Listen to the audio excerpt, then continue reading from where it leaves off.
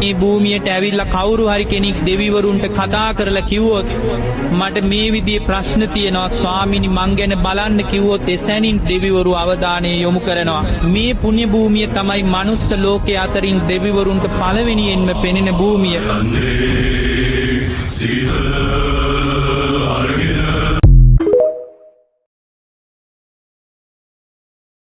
තමාට තමා සරණ මිස අන් සරණක් නැත. තමන්ට ආදරය කරන්න.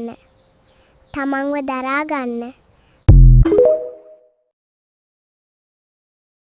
පින්වත් දරුවන්ට මේ කියන්නේ තරුණ කාලේ සිල් අරගෙන නිවනට යම් කුසල් රැස් කරගන්න පුළුවන්ද?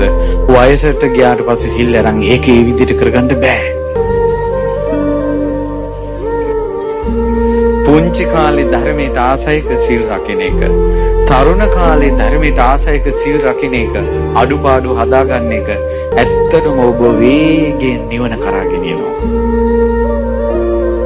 වයසට ගිහිල්ලා සුදුරෙත් ඇඳගෙන ඉඳ ගන්නවට වැඩිය. රටේ හැම තැනම සරුංගලේ වාගේ පාවෙලා ගිහිල්ලා අවසානයේ නූල කැඩිලා බෝ අත්තට වැටෙනවා වගේ අවසානයේ සිල් අරගෙන ඒ එපා කියන්නේ කොල්ල කෙල්ල වෙනුවෙන් මේ කියන්නේ. තරුණ ජීවිතේ ගොඩාක් කුසල් රැස් කරගන්න පුළුවන්. සමහර වෙලාවට ඇති මංගපල ලබන අය පවා.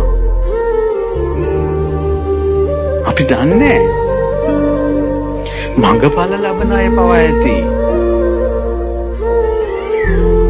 දෙමව්පියන්ගේ චරිත වැඩක් නැහැ මේ වෙලාවේ දරුවාට. ඒ දරුවාගේ තියෙන කුසල ශක්තිය ජානවල ඒවා පවා නැති කරලා දානවා. ඒ ජීවක කියන්නේ ගණිකාවගේ පුතෙක් නේ.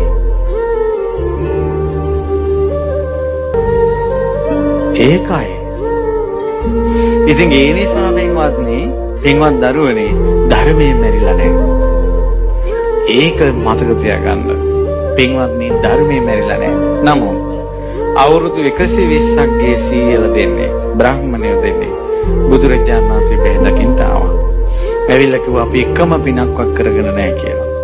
බුදුරජාණන් වහන්සේ වදාලා එහෙනම් අද ඉඳලා කයින් හොඳ දේවල් කරන්න, වචනෙන් හොඳ දේවල් කරන්න, නරක මේ සිතෙන් හොඳ දේවල් කරන්න කියලා වදාලා කුසල් කරන්න කියලා. ඒ නිසා අද බණ ටික අහලා මොන වයසේ තරහතිරම කෙනෙක් වුණත් කුසල් වැඩුවොත් යහපත් දේවල් කළොත් ධර්මය අහන්න යමු. මතක තියාගන්න මොන අඩුපාඩු හදාගන්න බැරුණත් ධර්මය අහන එක නම් නතර කරගන්න එපා. ඇඳුමක කහට යන්නේ නැහැ කියලා හොදන